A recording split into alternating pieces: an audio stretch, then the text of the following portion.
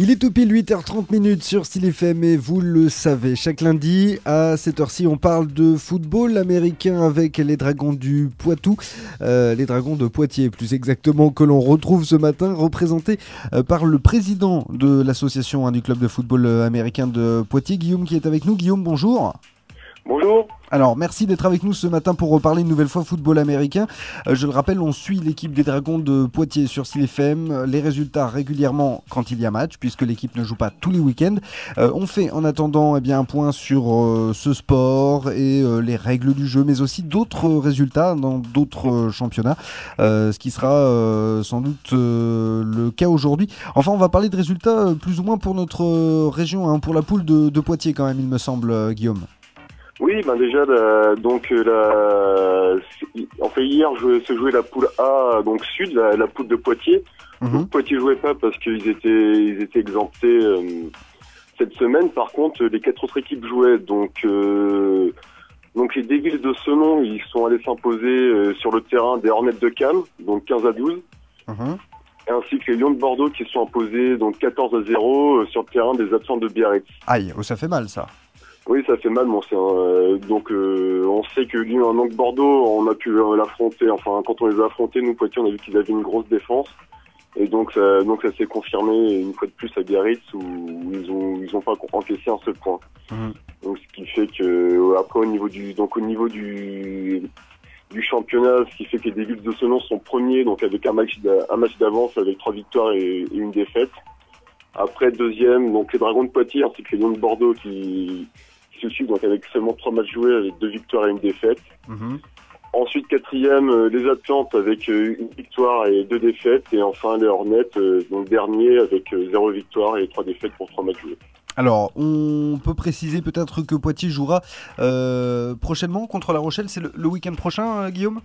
Oui, donc la semaine prochaine, match amical, donc juste avant la trêve hivernale, qui interrompt la saison pendant 2 mois.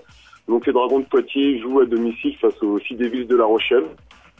Et donc le petit côté américain de la chose, c'est que pendant la mi-temps, il y aura un show des Panthers de Sciences Po, donc une équipe de cheerleading qui assurera le show pendant la mi-temps. Oui, alors comme on peut le dire plus vulgairement, plus simplement, enfin vulgairement, je dirais dans le bon sens du terme, il s'agit de Pom Pom Girl. Oui, de Pom Pom Girl, mais on fait une distinction donc cheerleading et Pom Pom Girl. Car le cheerleading propose quand même des mouvements qui est nettement plus acrobatique. D'accord. C'est pour ça que la discipline, c'est comme ça.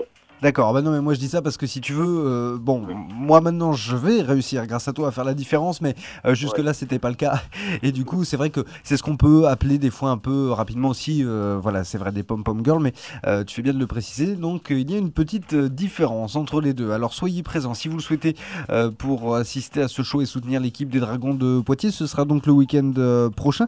On peut parler en attendant de football américain, en Amérique si tu le souhaites. Guillaume, on parle un peu de NFL ce matin, ce qu'on appelle la National Football League, je le traduis vite fait, exactement. Donc c'est le championnat américain, donc le plus gros championnat du monde, donc qui se déroule actuellement aux États-Unis. Et donc pour présenter simple, ce championnat se divise en 2 conférences. Donc la National Football Conference et l'American Football Conference, et ces 2 conférences sont même divisées en 4 divisions. Donc Est, Ouest, Nord et Sud. Donc ça fait 8 divisions au total. Donc sachant que ce championnat, donc ça fait en tout 32 équipes, 4 par division vu qu'il y a 8 divisions. Et ces équipes s'affrontent sur 16 matchs sur toute l'année. Oui, puisque c'est donc les premiers de chaque division qui s'affrontent dans chaque conférence, si je dis pas de bêtises. Disons que donc c'est la saison régulière, et après, comme au basket, il y a les playoffs. Donc donc ceux qui s'affrontent aux playoffs, c'est les premiers de chaque division, ainsi que les 2 meilleurs deuxièmes de la saison régulière. Donc ça fait 6 équipes par conférence. Donc qui s'affrontent donc entre eux dans un premier temps, donc les équipes par conférence s'affrontent entre eux, et le vainqueur de chaque conférence s'affronte donc pour le Super Bowl, qui est donc le plus gros événement de la saison de football américain, donc qui a lieu tous les débuts février. Donc on en parlera prochainement au mois de février, évidemment. Exactement.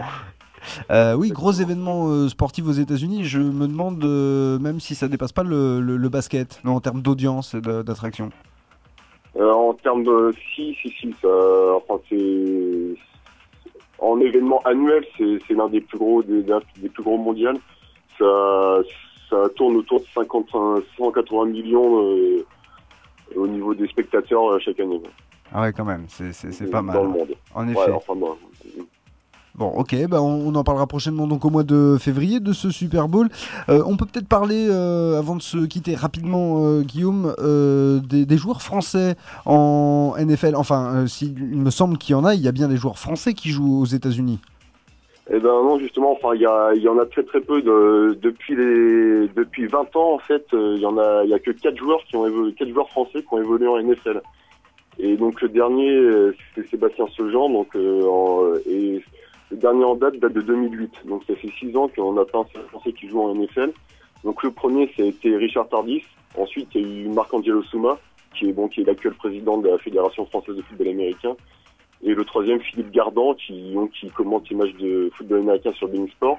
Donc il y a eu ces 4 stars qui ont eu le loisir d'évoluer en NFL cette année. Donc c'est vraiment pour montrer qu'il y a encore un grand fossé entre le football américain et français et donc le football américain aux États-Unis. D'accord, parce que c'est essentiellement une question de niveau qui fait que les joueurs français ne percent pas aux États-Unis. Oui, c'est vraiment une question de niveau. Donc ça se justifie par les structures qu'il y a en France et qu'il y a aux États-Unis.